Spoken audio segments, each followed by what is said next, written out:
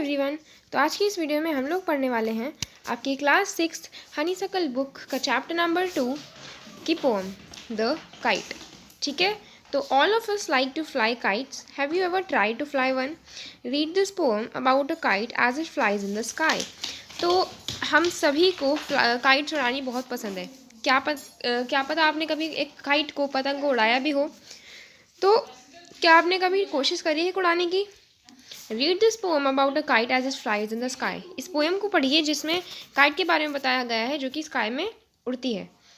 तो how bright on the blue is the kite when it's new. तो blue यहाँ पर किसे बोला है? देखिए, ब्लू यहाँ पर बोला है जो हमारा स्काई होता है ना, नीला आसमान। तो स्काई का कलर क्या होता है? ब्लू होता है, राइट। तो इसलिए यहाँ पर ब्लू बोला है स्काई को। तो how bright on the blue is a kite when it's new. तो जब एक काइट न्यू होती है, नई होती है, तो वो नीले आसमान में कितनी सुंदर लगती है, कितनी ब्राइट लगती है, right. With a dive and a dip it snaps its tail. तो डाइव क्या होता है? गोता लगाना। ठीक है, जैसे कोई आपने स्विमर देखा होगा ना, वो ऊपर से मतलब जो है जंप मारता है यहाँ से और नीचे आगे सीधा पानी में गिरता है। तो और डिप क्या होता है? किसी चीज़, जैसे आप लोग बिस्किट जो है अगर आप खाते हो चाय के साथ, तो आप बिस्कुट को क्या करते हो? पहले अंदर घुसाते हो तभी क्विकली बाहर निकाल लेते हो। ठीक है, तो ये होता है डिप। डिप मतलब किसी भी चीज़ को दूसरी चीज़ में जल्दी से अंदर डालना और फिर बाहर निकाल लेना। डाइव होता है गोता लगाना। ठीक है, तो with a dive and a dip it snap its tail. Snap होता है किसी चीज़ को जल्दी से तोड़ देना इस आवाज़ के साथ।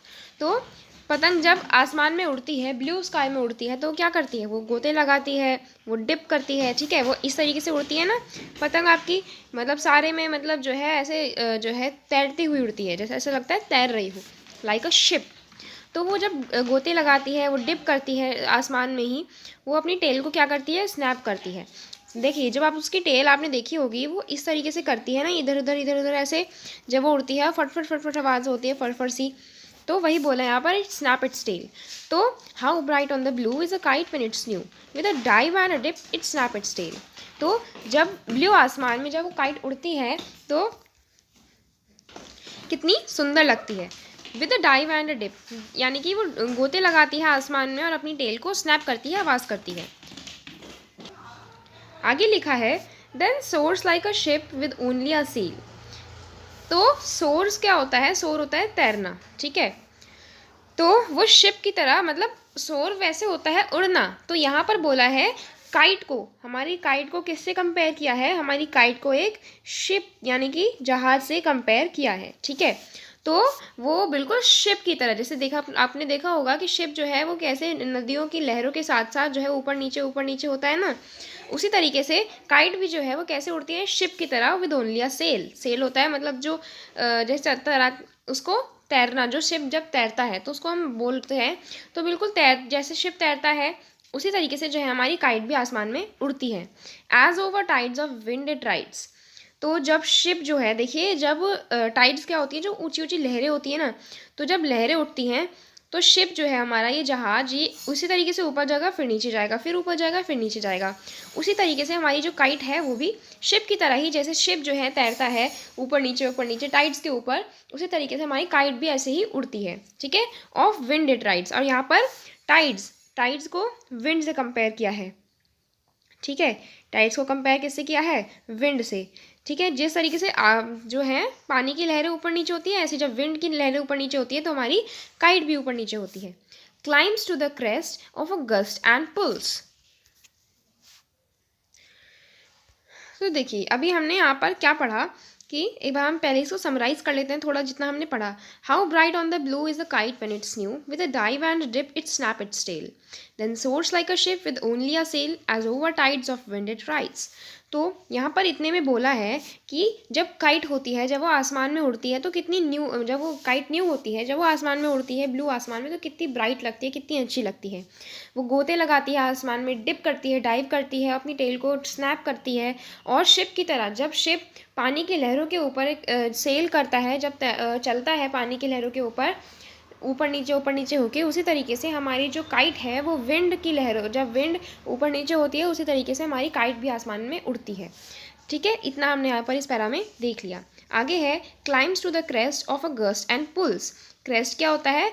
कहीं पे भी बहुत ऊंचाई पे। वैसे तो क्रेस्ट हम बोलते हैं, जो मोर होता है ना उसके सिर पे जो कलगी लगी होती है ना इस तरीके से फेदर्स, वो होता है क्रेस्ट, ठीक है। या फिर क्रेस्ट हम बोल सकते हैं कहीं बहुत ऊंचाई पे। तो क्लाइंब टू द क्रेस्ट मतलब जो हमारी काइट है वो बहुत ऊंचाई पे चली जाती है, राइट, ठीक है। तो बहुत ऊंचाई पे हमारी जो है काइट चली जाती है। Of a gust and pulls, gust क्या होता है, जब स्ट्रॉन्ग विंड चलती है ना, सडन स्ट्रॉन्ग विंड, जब अचानक से बहुत तेज़ से हवाएं चलती है तो वो हमारी काइट जो है ऊपर चली जाती है। हवाएं जब धक्का मारती हैं, जब तेज़ हवाएं चलती हैं तो ऊपर चली जाती है। Then seems to rest as wind falls, लेकिन जब विंड नीचे गिरती नहीं है, जब विंड कम होती है तो जो है हमारी काइट रेस्ट पे हो जाती है, काइट उड़ना बंद कर देती है, थोड़ी डगमगा जाती है, right. When string go slack, slack होता है ढीली जब होती है हमारी स्ट्रिंग, जो हमारा मांझा होता है, ठीक है, मांझे से ही तो उड़ाते हैं काइट। तो जो हमारा धागा जिससे हम लोग काइट उड़ा रहे हैं, जब वो ढीला होता है यू विंडेड बैक, तो आप लोग उसे जल्दी से मतलब खींच लेते हो, क्योंकि जब हवा कम होती है, आपने अगर काइट उड़ाई है तो आपको कभी एक्सपीरियंस हुआ होगा कि जैसे ही हवा चलनी कम बंद हो जाती है या फिर कम हो जाती है, तो आपकी जो काइट की जो रस्सी है जिससे आप उड़ा रहे हो वो ढीली हो जाती है, ठीक है। तो जल्दी से आप लोग खींचने लगते हो, नहीं तो मतलब जो है काइट वो कहीं और चली जाएगी। तो and run until a new breeze blows, और जब तक आप वो जो है फिर जब कैसे फिर कब उड़ती है, जब एक नई हवा के झोंके आते हैं, जब नई हवा चलती है। And its wings fill and up it goes, और उसके विंग्स जो हैं वो फिल हो जाते हैं, हवा से फिल जाते हैं, जब विंग्स के ऊपर हवा पड़ती है तो वो और ऊपर चली जाती है। तो अब एक बार और देख लेते हैं इसको।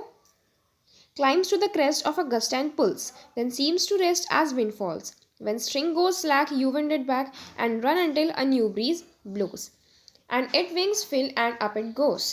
तो इतने में हमें क्या बोला है कि वो क्लाइम्स टू द क्रेस्ट, यानी कि वो बहुत ऊंचाई पे चली जाती है जब स्ट्रॉन्ग हवा चलती है, पुल्स लगते हैं उसको हवा के, ठीक है। और फिर जब हवा कम होती है, फिर जब हवा बंद हो जाती है चलनी, तो वो रेस्ट पे हो जाती है। और जैसे ही स्ट्रिंग ढीली हो जाती है आप जल्दी जल्दी से उसे खींचते हो, और फिर वो कब उड़ती है, जब नई जो है नई एक हवा चलती है, हवा के झोंके आते हैं, उसके विंग्स और ऊपर, विंग्स जो हैं वो फिल हो जाते हैं और वो और ऊपर चली जाती है हमारी काइट, ठीक है।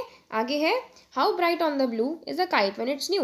तो यही बोला है फिर से ऊपर वाली दो लाइंस की, जब जो काइट हमारी पतंग न्यू होती है तो वो ब्लू आसमान में कितनी ब्राइट लगती है।